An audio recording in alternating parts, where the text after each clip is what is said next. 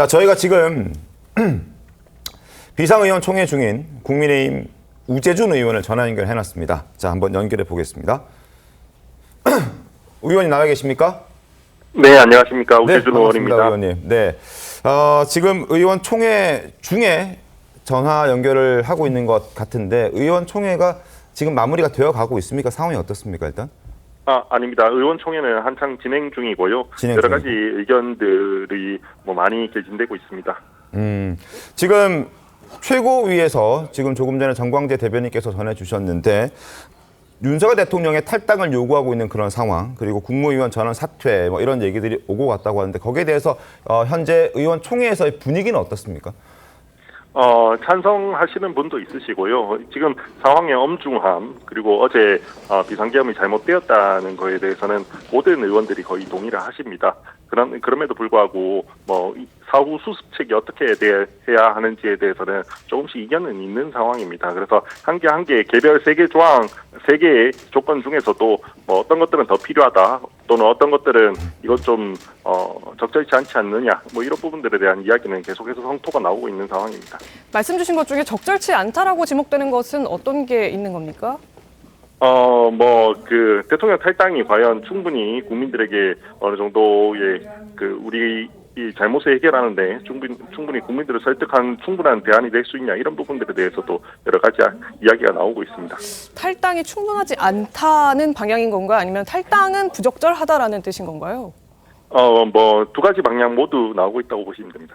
그럼 국민의힘 내부도 지금 정확하게 입장이 하나로 모아지지 못하고 좀 엇갈리는 상황인 것 같은데 맞습니다. 이런 정황을 보여주는 것, 네. 그리고 내각 총사퇴에 대해서도 사퇴할 경우에는 그러면 다음 내각을 어떻게 선임이 가능하냐. 그리고 어제 같은 경우는 우리가 비상계엄 하는데 국무회의가 없었던 걸로 보이거든요. 네.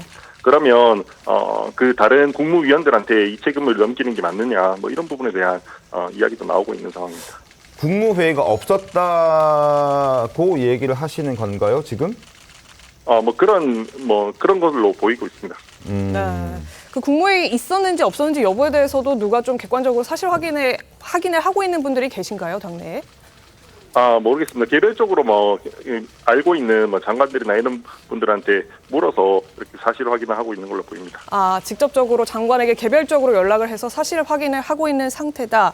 이렇게 네. 이해를 하겠습니다. 알겠습니다. 일단 비상계엄령을 선포한 것에 대해서는 부정적인 기류가 주류를 이루고 있는 상황이고, 그리고 그 해결책을 개선하기 위해서 여러 가지 지금 안들이 나오고 있는데 거기에 대해서는 설전이 오고 가고 있다. 이렇게 지금 정리를 해도 될 것 같긴 한데, 자, 일단 추경호 원내대표와 관련된 얘기를 좀 하지 않을 수가 없습니다. 어제 굉장히 긴박한 상황이었음에도 불구하고 한동훈 대표의 위치와 추경호 원내대표의 위치가 달랐습니다.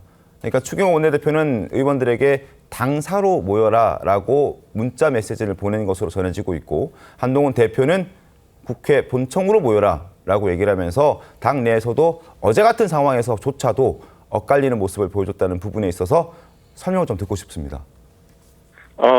저도 안타까운 측면이 있고요.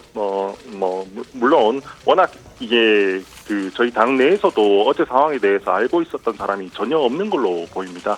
그러다 보니까 워낙 급작스러운 상황에서 어떻게 행동해야 되는지 다들 모르다 보니까 조금 혼선이 있었던 걸로 보이는데요. 네. 그중에서 한동훈 대표님 같은 경우는 이제 어떠한 국회의원으로서 권한을 행사하기 위해서는 본회의장에 있어야 된다라는 입장이 확고하셨고요. 네. 그다음에 추 대표님 같은 경우는 그래도 상황 파악이 우선이고 우리 당의 총의를 모으기 위해서는 우리가 다 같이 모일 수 있는 당사에 있는 게 맞지 않냐, 이런 판단을 하신 것 같아요. 그런데 두 분의 판단이 무엇이 되든 계엄에 대해서 찬성하거나 이런 입장은 아니었던 걸로 그렇게 보입니다. 두 분 다 계엄에 동의하지 않는 상황이었지만 사태를 해결하는 과정에 있어서 방법적인 차이가 있었다, 이 취지신 것 같은데 우 의원님은 네. 그 상황 속에서 본회의장으로 향하셨잖아요. 표결에도 임하신 걸로 알고 있는데 어떤 마음으로, 어떤 생각으로 임하신 겁니까?